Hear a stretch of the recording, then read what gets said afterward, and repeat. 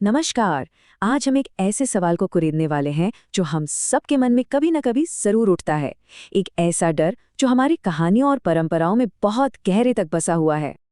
अगर हम किसी को दुख देते हैं, किसी को रुलाते हैं, तो क्या सच में उसकी आत्मा हमें श्राप देती है? क्या उसकी आह हमें लगती है? देखिए, अष्टावक्र मुनि के हिसाब से इस सवाल का जवाब हमारी आत्मा और मन की समझ में ही छिपा है। तो चलिए इस गुत्थी को सुलझाने की कोशिश करते हैं। तो सबसे पहली बात जो समझनी है वो है आत्मा का असली नेचर, उसका स्वभाव।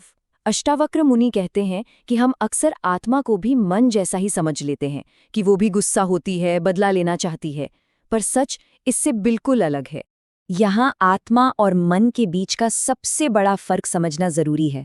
आत्मा वो बस एक साक्षी है, एक प्योर कॉन्शियसनेस जो सब कुछ देखती तो है लेकिन रिएक्ट नहीं करती। वो हमेशा अछूती रहती है। वहीं दूसरी तरफ हमारा मन है जो दुखी होता है, जिसे गुस्सा आता है और जो बदला लेना चाहता है।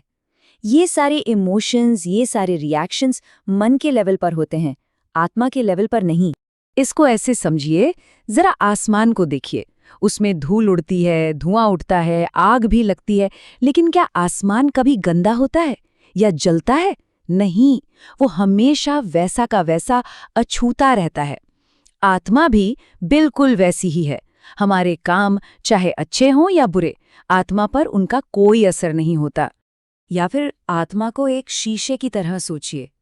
शीशे के सामने कोई हंसे या रोए, वो बस उसे दिखाता है। पर क्या शीशा खुद हंसता है या रोता है? नहीं ना। शरीर और मन हंसते रोते हैं, आत्मा तो बस एक गवाह की तरह देखती रहती है। मतलब साफ है, श्राप देने वाला भाव आत्मा का तो हो ही नहीं सकता। और ये कोई नई बात नहीं है, हमारे वेदों में भी यही लिखा है।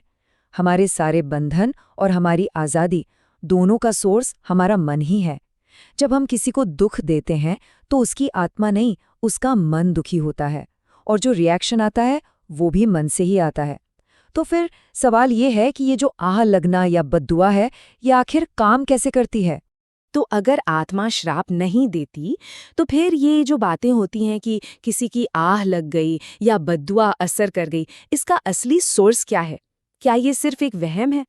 अष्टावक्र मुनि कहते हैं नहीं, ये वहम नहीं है, लेकिन इसका सोर्स वो नहीं है जो हम अब तक समझते आए हैं। सोचिए, आप एक शांत तालाब के किनारे बैठे हैं और आपने उसमें एक पत्थर फेंका, तो क्या होगा? लहरें उठेंगी। वो लहरें सिर्फ वहीं नहीं रुकती, वो फैलती हैं और घूम फिरकर किनारे तक वापस आती हैं। हमारे कर्म, हमारे एक्शन ठीक इसी पत्थर की तरह हैं। तो देखिए, ये पूरा खेल चलता कैसे है। पहला, हमने अपने किसी काम से किसी के मन को चोट पहुंचाई। दूसरा, उस दर्द से एक एनर्जी की लहर पैदा हुई। तीसरा, क्योंकि हम सब एक ही चेतना, एक ही कॉन्शियसनेस का हिस्सा है, वो लहर उस चेतना में फैल जाती है। और चौथा, कर्म के नियम के मुताबिक वो लहर घूमकर हमारे पास ही लौट आती है, जिसे हम श्राप या बद्दुआ कह देते हैं। असल में ये हमारे ही फेंके हुए पत्थर की लहरें हैं। उपनिषद इसी सच्चाई को और भी गहराई से बताते हैं। वो कहते हैं कि दूसरा कोई है ही नहीं, ये पूरी कायनात एक ही चेतना का फैलाव है। इसलिए जब हम किसी और को दुख देते हैं तो असल में हम खुद को ही दुख दे रहे होते हैं। ये कुछ ऐसा है जैसे अपने ही शरीर के एक हिस्से को चोट पहुंचाना। दर्द तो पूरे शरीर को ही महसूस होगा।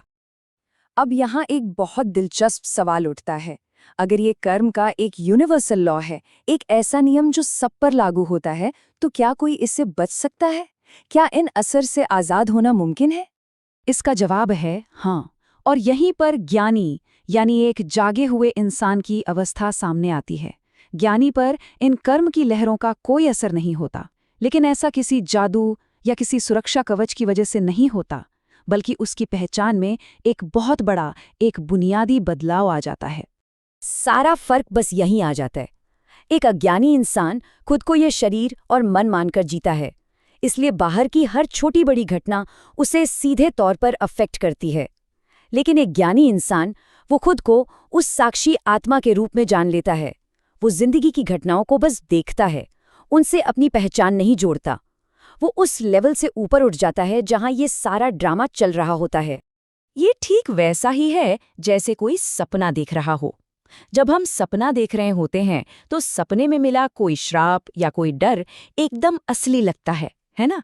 लेकिन जैसे ही आंख खुलती है, वो डर, वो श्राप दोनों गायब हो जाते हैं, क्योंकि हम जान जाते हैं कि अरे वो तो बस एक सपना था। ज्ञानी व्यक्ति मन के इसी सपने से जाग चुका है, इसीलिए दुनिया के सुख दुख, मान अपमान उसे छू नहीं पाते। लेकिन यहाँ एक और सवाल मन में आ सकता है। अगर ज्ञानी पर किसी के दुख का असर ही नहीं होता, तो क्या वो पत्थर दिल और बेपरवाह हो जाता है? क्या उसे दूसरों के दर्द से कोई फर्क नहीं पड़ता? अष्टावक्र मुनि कहते हैं, बिल्कुल नहीं, बल्कि ठीक इसका उल्टा होता है। ज्ञानी के भीतर से सच्ची करुणा का जन्म होता है, और ये करुणा हमारी नॉर्मल दया भावना से बहुत अलग और बहुत गहरी होती है। इसका स्वभाव समझना बहुत जरूरी है। देखिए, हमारी जो साधारण करुणा होती है, उसमें अक्सर अटैचमेंट होती है। हम किसी की मदद करते हैं तो बदले में तारीफ चाहते हैं या कम से कम अच्छा महसूस करना चाहते हैं, और जब हमारी उम्मीद पूरी नहीं होती तो वही करुणा दुख में बदल जाती है। लेकिन ज्ञानी की करुणा, वो बिल्कुल नेचुरल होती है, स्पॉन्टेनियस, बिना किसी उम्मीद के। वो शुद्ध होती है और कोई बंधन नहीं बनाती। इसकी सबसे खूबसूरत मिसाल है एक बादल। बादल जब बरसता है तो ये नहीं देखता कि नीचे कौन अच्छा है, कौन बुरा, किसे पानी की जरूरत है और किसे नहीं। बरसना उसका स्वभाव है। ज्ञानी की करुणा भी ठीक ऐसे ही, बिना किसी भेदभाव के सब पर नेचुरली बरसती है। और ऐसा होता क्यों है? क्योंकि ज्ञानी के लिए कोई दूसरा बचता ही नहीं। वो स्वयं को ही सब में और सबको स्वयं में देखता है। जब पूरा ब्रह्मांड अपना ही एक फैलाव लगने लगे तो करुणा कोई करने वाली चीज नहीं रह जाती, वो आपका स्वभाव बन जाती है।